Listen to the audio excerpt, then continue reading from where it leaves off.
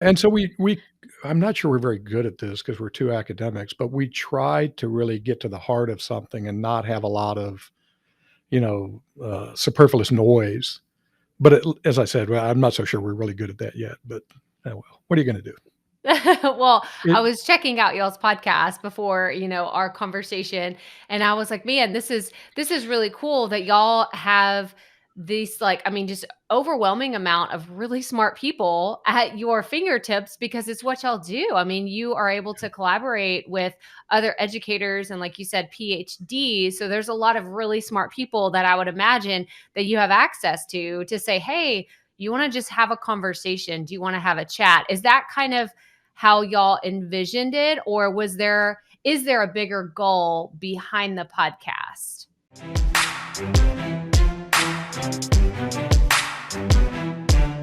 Well, so, there is a kind of an emerging bigger goal, but we started out with targets of opportunity. We knew people. Like you said, we knew people, and we knew people that knew cool things and were really Mhm. smart, and so we said, "Well, let's start with who we know." Dr. Robert Gale is one of the other faculty here at Louisiana Tech University, and he's an expert on social media and fake news and a lot of things like that. And so, we engaged him, we engaged other faculty members that we knew or knew people who knew, but they were really kind of, oh, we know this cool person. Let's talk about what they know about. Now we're trying to be a little bit more focused around the idea of human flourishing. So, what does it mean to live a really excellent life? And how can we help people do that? So, we're trying to narrow a little bit. We were probably too broad. Now we're trying to bring it in a little bit. But I think that's part of the journey. I suspect a lot of podcasters do that.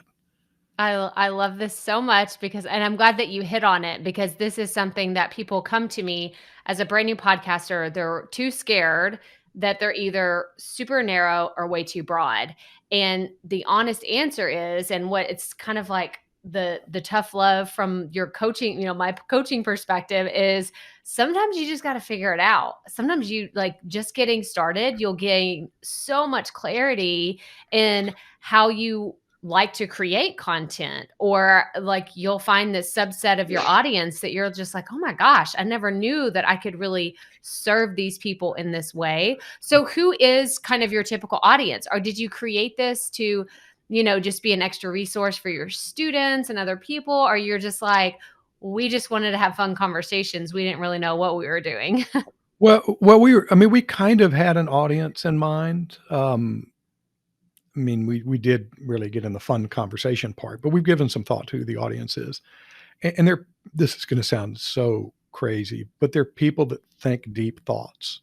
Yeah. Like our latest episode is on a listener question about whether or not a hermit can flourish.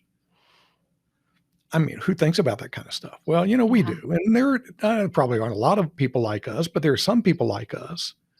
At least one, the listener that posed the question, and so but that to the right audience, that's a really interesting question. Our next episode is about hashtag Catterday.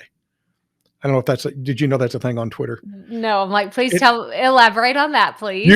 I know you have at least one cat, so you post pictures of your cats On Saturday, on Saturday, and and so it's that's Catterday. It's a Catterday. thing, and somehow my Twitter feed is like 80% cat pictures now, but that's okay.